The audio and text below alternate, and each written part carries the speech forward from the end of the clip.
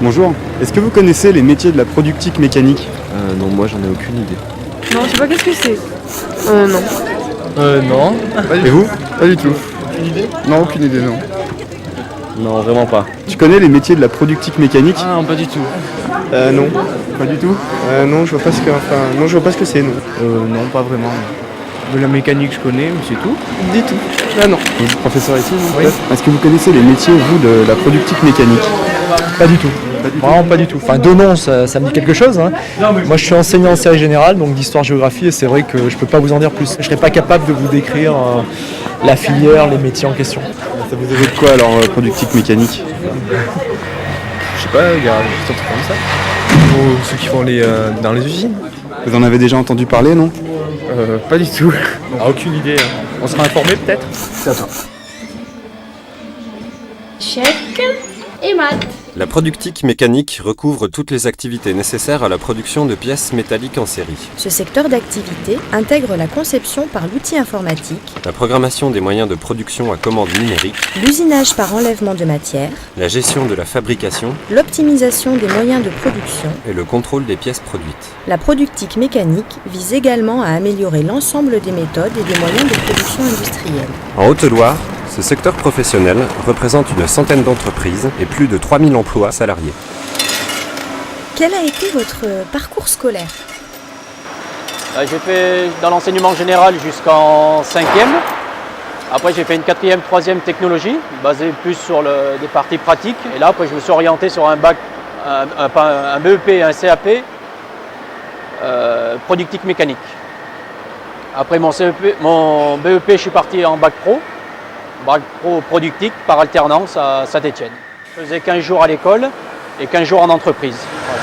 Après arriver ici, j'ai attaqué par un CAP de tourneur, continué par un BEP et arrivé jusqu'à un bac professionnel en productique mécanique. J'ai tout d'abord attaqué par un bac STI productique.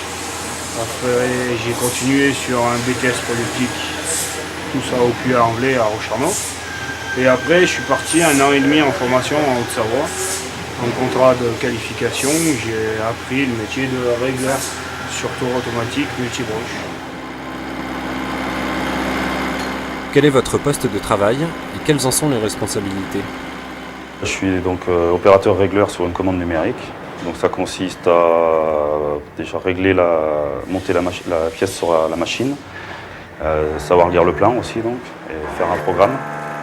Et donc après préparer tout l'outillage. Et après, donc faire le contrôle de la pièce. Quoi.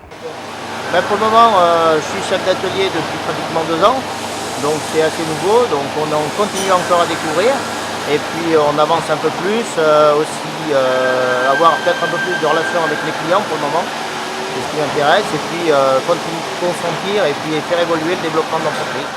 Je m'occupe donc de lancer les commandes dans l'atelier, de faire les gammes d'usinage et de distribuer le travail au sein de l'atelier et de faire l'approvisionnement de tout ce qui est outillage. Une grosse partie manuelle, et puis l'évolution de la pièce mécanique, de partir d'un bout de fer et arriver à faire une pièce finie. C'est la responsabilité de la pièce, du produit fini. La pièce, quand elle part d'ici, personne ne la contrôle. Le coût de la pièce, c'est ma responsabilité. Quand elle arrive chez le client, personne n'a contrôlé derrière moi si la pièce est bonne ou pas. C'est d'arriver d'un plan à réussir à faire la pièce en le moins de temps possible. Donc, en plus, là, j'ai des machines qui sont plus compliquées, qui montent jusqu'à 20 axes. Ce qui me permet de faire des pièces compliquées et ce qui permet d'avoir ce qui fait que le métier est intéressant. Vous avez des possibilités d'évolution? Les machines sont de plus en plus sophistiquées, de plus en plus performantes. Alors il y a toujours une remise à niveau, on va suivre des formations, soit chez le constructeur, ou le constructeur vient même à domicile pour former les gens. Le métier là de décolletage ou la mécanique, c'est un monde où il faut commencer, je pense, en bas. Commencer par faire du topo, comme on dit, et puis on arrive à monter. Moi j'ai attaqué dans l'entreprise comme simple opérateur, pour arriver au bout de 10 ans en tant que chef d'atelier. Et ce qui m'a fait avancer, c'est l'expérience sur les machines. L'expérience que j'ai acquis en usinage, avec la fabrication, la connaissance des machines, la connaissance des aciers. la connaissance des moyens de métrologie, un peu l'informatique, et puis après avec la formation continue, on en arrive où j'en suis arrivé. Quel conseil donneriez-vous à un jeune voulant se diriger vers ce métier? Pour aimer ce métier, je pense qu'il faut deux choses, aimer réfléchir et aimer bricoler. Bah, au moins déjà aller jusqu'au bac pro, quoi, si possible BTS. Je pense moi, si j'avais pu, ouais, j'aurais fait un BTS. Ça m'a permis d'évoluer plus. Déjà, il faut aimer tout ce qui est du travail manuel, un peu plus. Et bon, la conception de pièces, c'est vraiment un métier intéressant parce qu'on fait de tout, de toutes sortes de pièces, de toutes formes, de la plus simple à la plus compliquée. C'est vraiment un boulot intéressant. Quelles sont vos conditions de travail? Oui, on a le 13e mois, des primes de production. On fait 36h30 ici. On fait des journées de 8 heures et on finit le vendredi à midi. C'est quelque chose qui me plaît, oui. Sinon nos heures on les contraint. Hein. Mais bon, vu que ça nous plaît, quand on est en train de faire quelque chose, on essaye de le faire à fond. Et puis d'essayer de satisfaire le client parce que c'est souvent qu'on arrive à avoir les clients au téléphone. Quel a été votre parcours scolaire? En sortant de 3e, j'ai commencé par enchaîner un BEP, puis après un bac pro, et puis après le BTS. Et en sortant de ce BTS, j'ai été travailler un petit peu dans des bureaux d'études, un petit peu dans d'autres entreprises. Puis finalement, j'ai réintégré l'entreprise familiale pour pouvoir la développer un peu plus.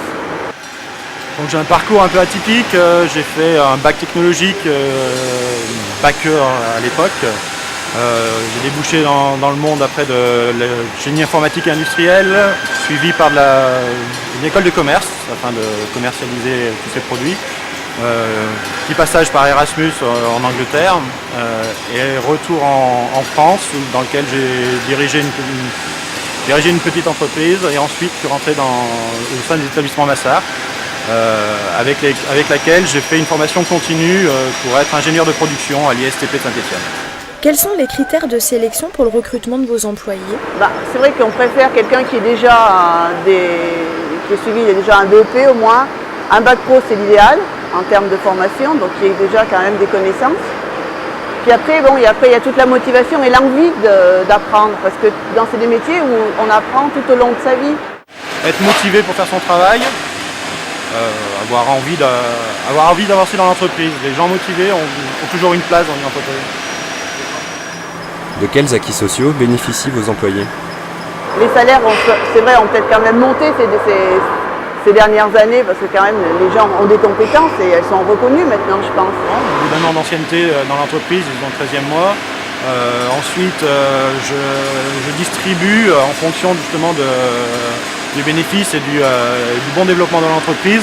Je redistribue une partie du bénéfice aux employés, donc ça leur fait presque un 14e mois, on va dire un demi-14e mois en plus. Quelle est la place des handicapés dans l'industrie de la productique mécanique en Haute-Loire? Dans la mécanique, quand même, le panel de métiers est quand même grand. Parce que ça c'est sûr qu'il y a l'opérateur sur sa machine, il y a le régleur, il y a le programmeur. Mais en amont, il peut y avoir d'autres postes, du style la préparation du travail, c'est-à-dire les achats de matière, les préparations des gammes. Tout ça, ce sont des choses qui peuvent se faire donc, dans un milieu autre que l'atelier, c'est-à-dire qu'ils ne vont pas faire appel ni à la station debout, ni à la force.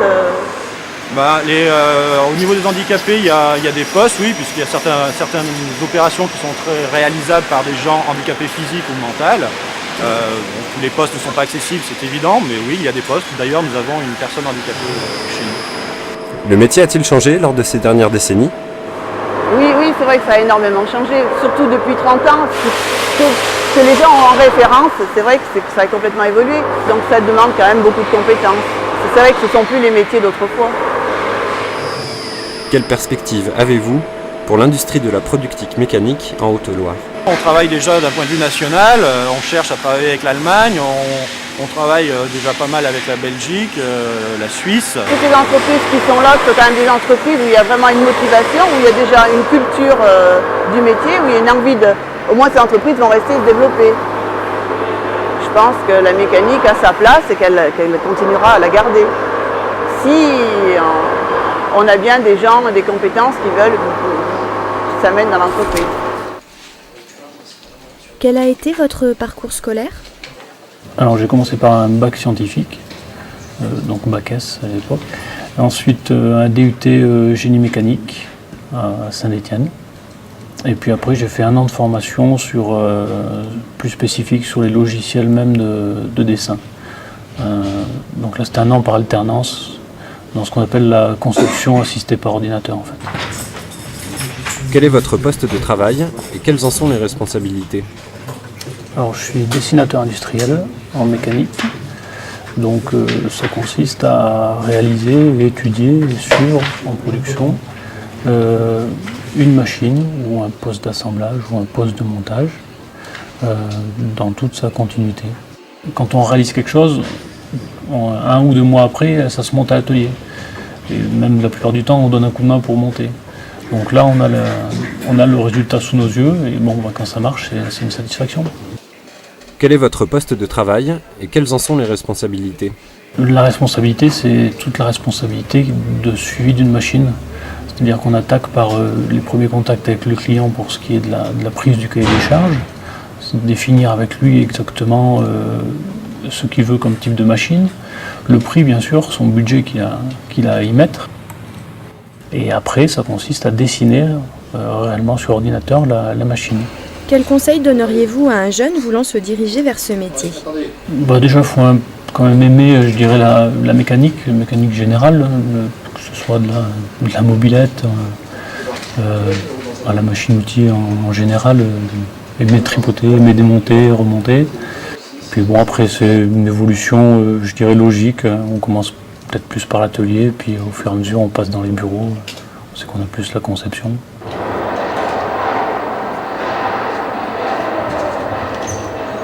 Bon, je pense que s'il a un certain goût de la mécanique, il faut qu'il continue un peu les études au moins jusqu'à Bac plus 2 pour pouvoir arriver dans des mécaniques un peu plus de type industriel qui sont de plus en plus poussées technologiquement. Donc c'est vrai qu'il faut pousser un peu plus ses études. Il ne faut pas s'arrêter au bac, c'est sûr. Fais attention tout à l'heure de revoir la... Étant donné la complexité des équipements utilisés, une solide formation est nécessaire pour exercer les différents métiers de la productique mécanique. l'insertion professionnelle se fait principalement au niveau baccalauréat professionnel, Bac Pro, ou brevet de technicien supérieur, BTS. Pourquoi tu es venu à la productique? Au départ, c'était parce que c'est la fabrication de pièces et il y a plein de dérivés après à la sortie, quoi. Surtout si on continue sur le BTS. Donc c'est pour ça, mais c'est surtout parce qu'après, selon les usines, on fait des pièces soit pour les voitures, soit pour les avions.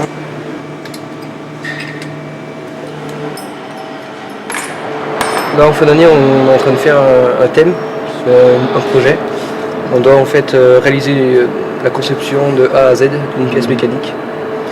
Ça sert à mettre en application tout ce qu'on a vu durant l'année. En fait on tape les programmes sur un ordinateur et on les envoie après de l'ordinateur sur la machine. C'est celui-là, c'est vrai? Ouais, tu vois. Donc mon parcours en fait, j'ai fait un bac STI génie mécanique. Donc après par la suite j'ai fait 2 ans en BTS. Donc en première année de BTS on a un stage de 6 semaines en entreprise. Et donc après par la suite mon employeur en fait était bien content de moi et il m'a proposé de faire la licence qualité, sécurité, environnement en alternance. Le lycée professionnel Claude Favard et le lycée privé de Monistrol-sur-Loire préparent au BEP métier de la production mécanique informatisée, MPMI, ainsi qu'au baccalauréat professionnel technicien d'usinage, TU. Le lycée Charles-et-Adrien Dupuis-La Roche-Arnaud prépare, en plus du BEP MPMI et du Bac Pro TU, les diplômes du baccalauréat technologique génie mécanique, du BTS industrialisation de produits mécaniques et, en partenariat avec l'IUT du Puy-en-Velay, à la licence professionnelle qualité, sécurité, environnement. Dans le cadre de la formation continue pour adultes, le Greta du Velay assure des formations dans le domaine de la productique mécanique à tous les niveaux. Pour obtenir des informations plus complètes, vous pouvez prendre rendez-vous dans les centres d'information et d'orientation ou auprès de votre professeur principal.